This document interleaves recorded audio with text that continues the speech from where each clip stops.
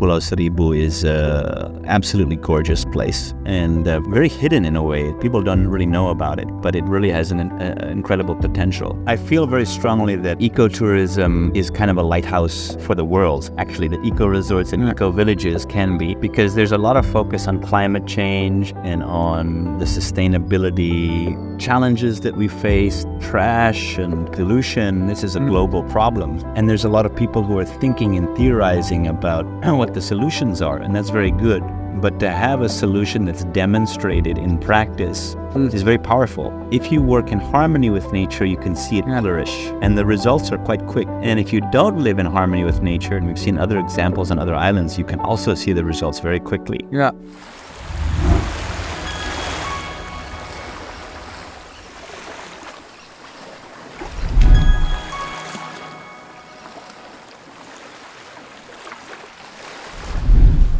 Nice to meet you, Roderick. We met for the first time in 2017. I visited Pulau Macan, one of your first developments of sustainable islands.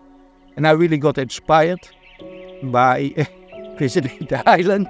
And I think you're doing great jobs, also with a new development. We are now here today at Desa Laguna. I think also a great development where you can really see sustainability in practice. I think it's very important. So I was quite wondering, what's your initial ideas, your inspiration to develop these sustainable islands? Thank you, Leon. It's a great pleasure to have you here, and you've come now, I think, 7 times, 3 times to Macan, and this is the 4th visit to Desa Laguna, so we really appreciate the support. The beginning of Pulau Macan was not planned. I never planned to get into tourism or sustainability in terms of hospitality. But I think at that time, it was shortly after 2001, there was this, war on terror. There's all of these things that I began thinking about, and I felt kind of depressed, if you will, about the state of the world.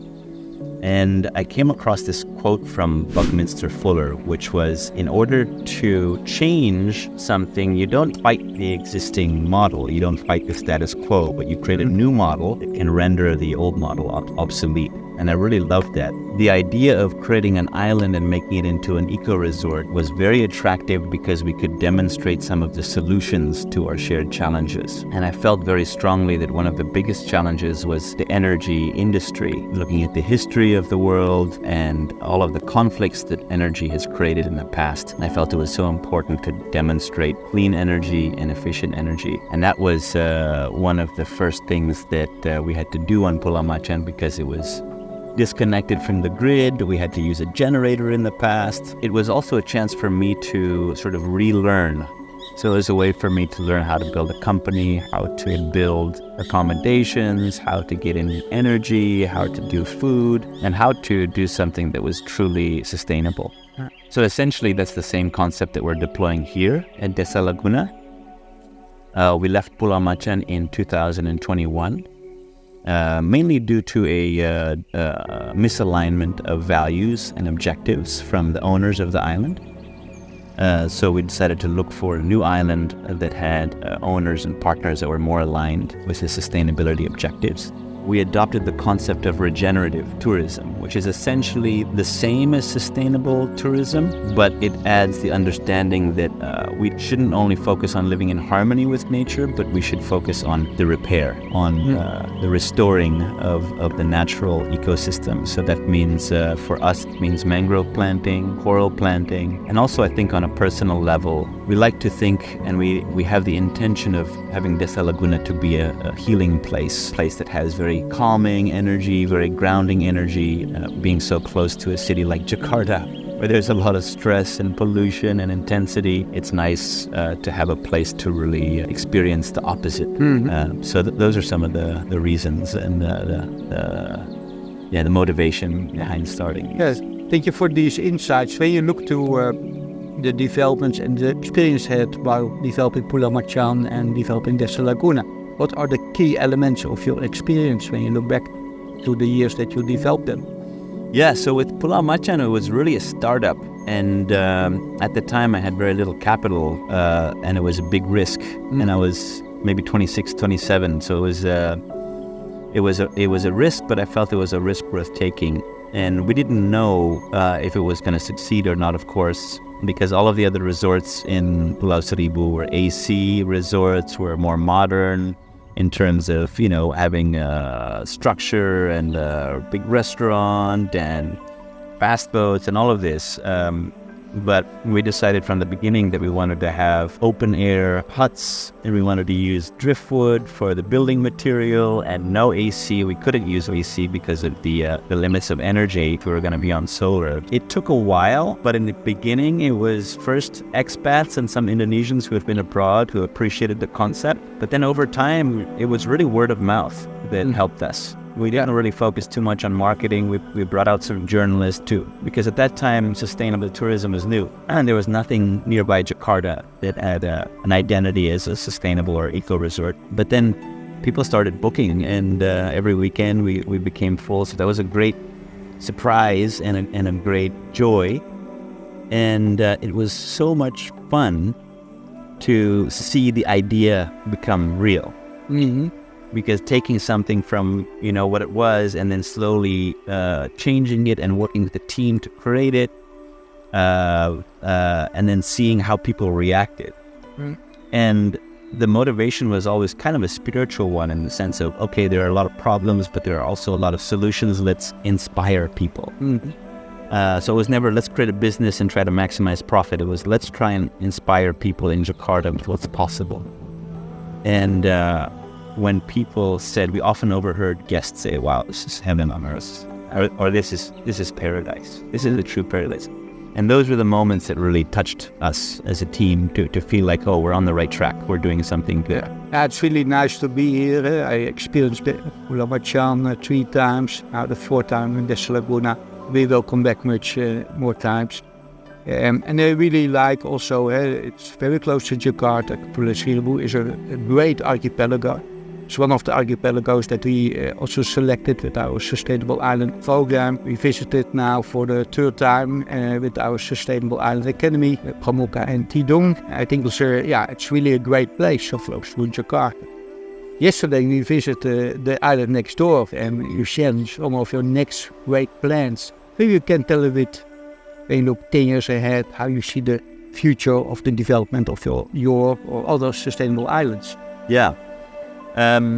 So we totally agree that, this area, Pulau Seribu, is an absolutely gorgeous place and very hidden in a way. People don't really know about it, but it really has an incredible potential. Essentially speaking, we're very committed to continuing to focus on Desa Laguna, but Desa Laguna itself is only 1 hectare, and we have a surrounding atoll that's 230 hectares. And this does not belong to us, it belongs to the government, but we can apply to the national park to help manage it. So that's our immediate focus, is to manage this area as a conservation zone, essentially. Mm-hmm. But then also to work with the local community here and entrepreneurs in the area to develop smaller businesses, whether that might be a snorkeling business or a seaweed business or a sustainable fishing business, or trying to find other solutions to some of the challenges. So for example, one of the challenges is, since Nemo came out, Finding Nemo, everybody wants to have, or many people want to have a Nemo fish in their aquarium. So a lot of the local fishermen are looking for ornamental fish, and that's not a great process because they use chemicals to put them to sleep, and then in some cases they die. Something like 50% of these ornamental fish die in the transport process. So one of the ideas we have is to create a farm of these ornamental fish as a possibility, so that they're not taking the fish from the wild and that they improve the conditions. Mm-hmm. So managing the atoll is kind of our immediate objective. Mm-hmm. And then there are a few islands nearby that are keen to develop their islands sustainably. So we're looking at expanding, and our vision has been from the beginning to create an eco resort and an eco village. So making it possible for people who want to live in a beautiful place like this to be able to, especially being so close to Jakarta. So we're looking at developing another island in a way that has both the eco resort and the eco village. That's it in a nutshell. And broadly speaking, I think there's a lot of opportunity in Indonesia, and we're looking at if it makes sense to expand to other big cities around Indonesia. Similar concept. I think there are great opportunities. I think we just started the sustainable transition. I come from Europe. I think in some aspects Europe is ahead. The European Union, you see a lot of support from the European Union to develop islands. Mainly the main driver is economic development. There's a lot of islands in Europe, younger people leave the islands. I think that's not good for the future. So the European Union realized it, so they really want to support the islands in their economic development. And they support that by implementing clean energy. So it's called Clean Energy for EU Islands. There are some great examples. When you look ahead, I think also Indonesia has a lot of resources looking to natural resources for sustainable energy, but also a lot of human capital, a lot of young people that still love to study technology. I think that is an ideal combination. How do you look, and also looking from the islands to the sustainable transition of Indonesia? Can islands be lighthouses for that sustainable transition? I feel very strongly that ecotourism is kind of a lighthouse for the world. Actually, the eco-resorts and eco-villages can be, because there's a lot of focus on climate change and on the sustainability challenges that we face, trash and pollution. This is a global problem. And there's a lot of people who are thinking and theorizing about what the solutions are, and that's very good. But to have a solution that's demonstrated in practice is very powerful. A lot of the solutions to our shared challenges are demonstrated in the form of eco-resorts. And on an island, especially a small one, you can really see the impacts in terms of how you manage your trash or your wastewater or your activities. If you work in harmony with nature, you can see it flourish. And the results are quite quick. And if you don't live in harmony with nature, and we've seen other examples on other islands, you can also see the results very quickly. And it's the difference between hell and heaven, essentially. And I think more broadly, we feel very strongly that the future of Indonesia can be very, very bright. If there is a focus on kind of three areas, and the way we see it, ecotourism is a natural strategy, and thankfully the government has adopted this approach. Quite recently, they've been really gung-ho they've been really enthusiastic about ecotourism, which is fantastic. The second area is education. We've got a tremendous population, very, very rich archipelago in terms of natural resources, biological diversity, and I think the government is starting to create a much bigger focus on education, which is incredibly important for the nation's future. But sustainability education needs to be integrated into the curriculum, into the schools, and we're hoping somehow to help influence that. And the third kind of strategy that we see is sustainable products. Indonesia has, again, a huge wealth of natural products. Could be from farming, there's incredible creativity in terms of design. There's a lot of amazing content creators. There's a deep familiarity with digital media and social media. But the message we feel that really resonates and could resonate with Indonesia is, let's protect the world. Let's protect Indonesia. Let's protect Indonesia's cultural diversity and its biological diversity. And I believe if Indonesia does that, then it will actually win the respect and win the hearts of many people. And the motto of Indonesia is unity in diversity, Bhinneka Tunggal Ika, which we think is a beautiful kind of overall framework. It's a philosophy, right?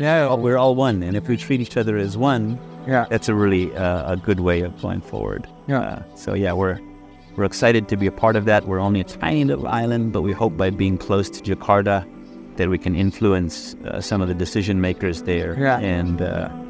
And if we're lucky, then we can expand a little bit.